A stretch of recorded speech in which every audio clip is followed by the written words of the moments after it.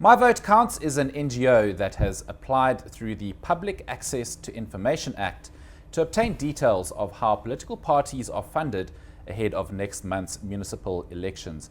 Janine Ogle is here from My Vote Counts to tell us about the party's responses. Janine, thank you very much for coming in today on this very important topic, all about transparency ahead of the municipal elections.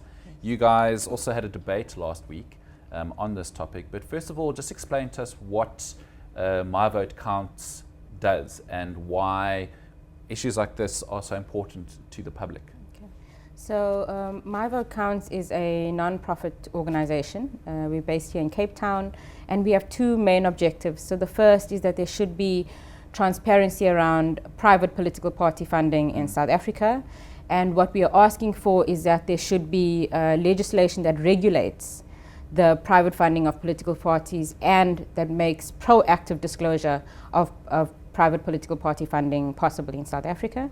Our second objective is that we'd like electoral reform so that in our national and provincial legislatures we also have constituency representatives as we have in the local government system. Those are the two. We feel that this information is very important for the South African electorate. Firstly, the issue of private political party funding is not really in the public psyche at the moment. So it's also, I think, My Vote Counts' responsibility to get it to that point, to publicize the issue. So what you find is that people know what's happening in their local communities with regards to local councillors. They know where the dodgy dealings are. We see in the newspapers all the time that there are dodgy dealings provincially, nationally.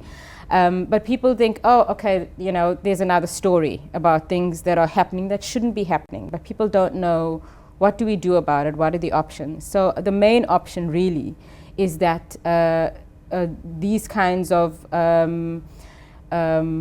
activities or possibilities need to be legislated and need to be regulated. And the main one at the moment is on political party funding. So Janine, you've published 4, I believe, of these parties' responses. What sort of information, first of all, did you ask for? And what reasons or excuses have they cited for not making this information available? So the first thing that we asked for is we said we want a record of all your private donations that you've received. And we asked for this information over a period of the past 5 years.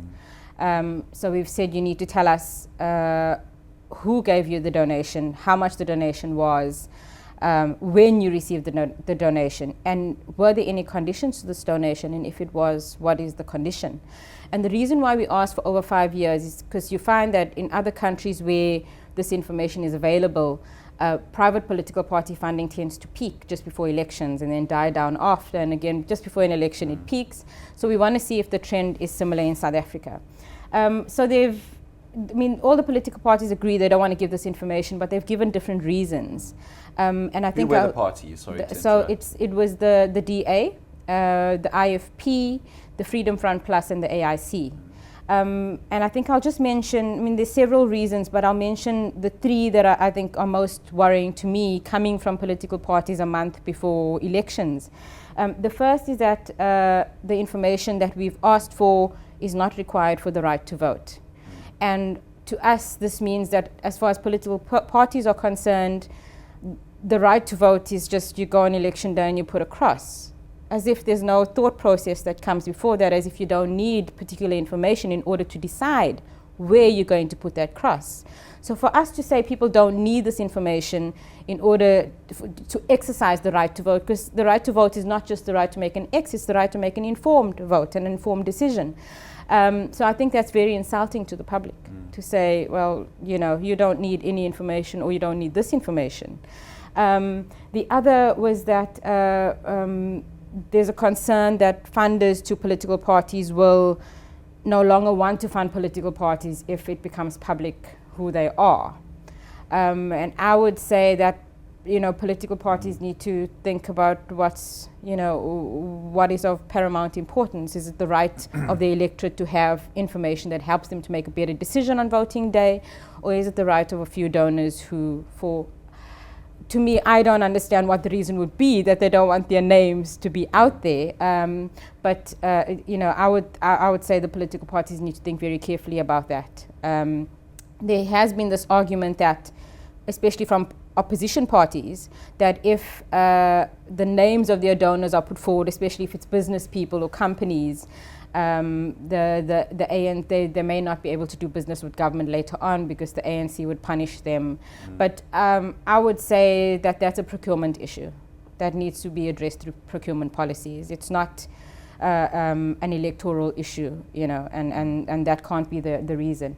The other one is that in one of the responses, the statement is made that the public interest in the disclosure of these records does not outweigh the political harm that would result from this disclosure.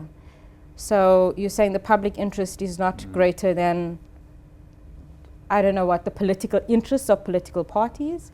I mean, that's, for me, that political parties are saying that is very worrying, because it's as if you're saying that your right as a political party to exist and to succeed outweighs the public interest, of voters of the South African public, and I don't think that's okay. So those are just 3 of the reasons. There are others.